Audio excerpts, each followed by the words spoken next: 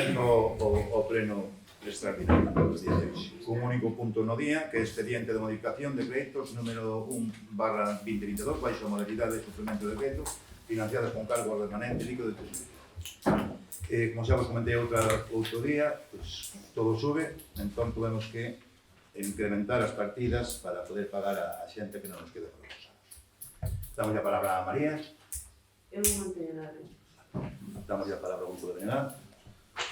A ver, para o BNG, esta modificación de créditos pois é unha falla de previsión. Temos que ter en conta que os orzamentos do ano 22, que é o que se va a modificar, foron aprobados a final de xuño, co cual entraron en vigor máis ou menos a principios de agosto.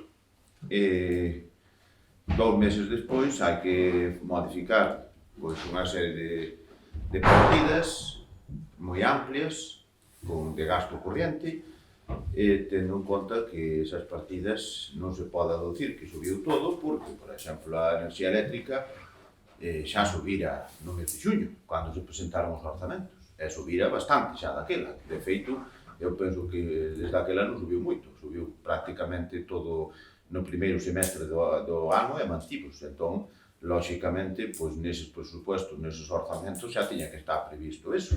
Igual que o tema da dependencia. Se se aproba aquí unha modificación dos contratos, xa vai varios meses que foi, nesas modificacións deses contratos resulta que se aproban a alza con maior incremento do coste da hora, lóxicamente, pois vai supoñer máis costes para o Concello, co cual, definitivamente, terían que ter previsto nese orzamento do ano 22 eses maiores costes.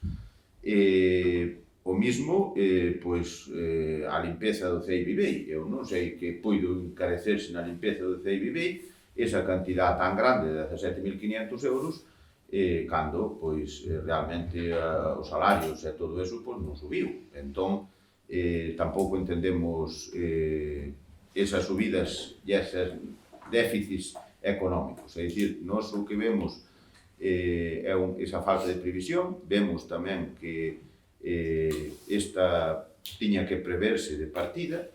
Esta modificación orzamentaria, en teoría, pola cuestión legal, pois case non vai entrar en vigor hasta principios de decembro. Entón, bueno, dende logo, pois, para un mes, facer todo este cálculos económicos de modificar un orzamento que ten apenas 2 meses de vigencia, pois, desde logo, para nós non nos cuadran as cuentas, nin nos cuadra o que se está dicindo por parte da alcaldía.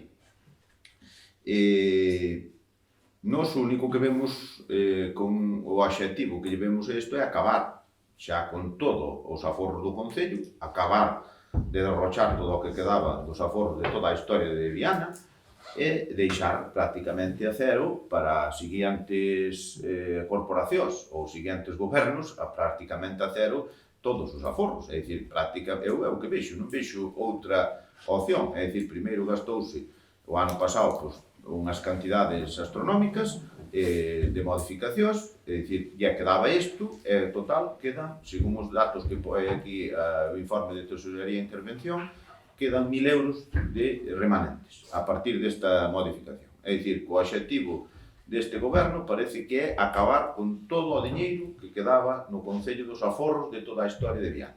É o único obxectivo que lle vemos, porque realmente empezar a dicir que suben as cousas cando no mes de xuño xa subiran, é dicir, isto haberá que modificar o orzamento deste ano e sacar unhas partidas para outras. Porque, dende logo, como se financia para o ano que ven todo isto?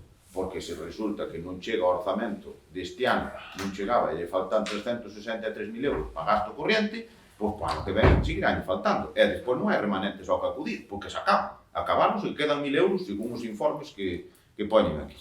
Entón, desde logo, a nós esta modificación parecenos desde logo un desastre organizativo, administrativo e tamén con ese obxectivo que é acabar de derrochar todo o diñeiro. Xa digo, responsables, neste caso o máximo responsable é a persona que ostenta a alcaldía e desde logo parece que hai unha fuxida cara adiante para gastar todo todo, absolutamente todo o que tiña o Concello de Viana do Bolo.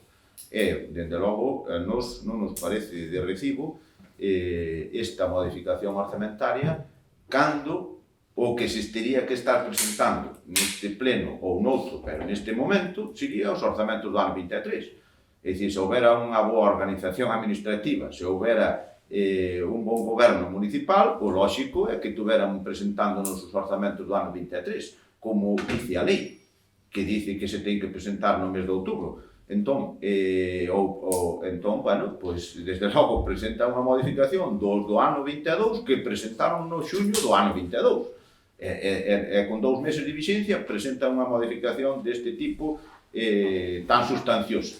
De logo, para o ONG, non nos parece de recibo esta modificación e, dende logo, bueno, entendemos que non há lugar pois, todo acabar con todo o que poda quedar desde os gobernos anteriores dun plumazo.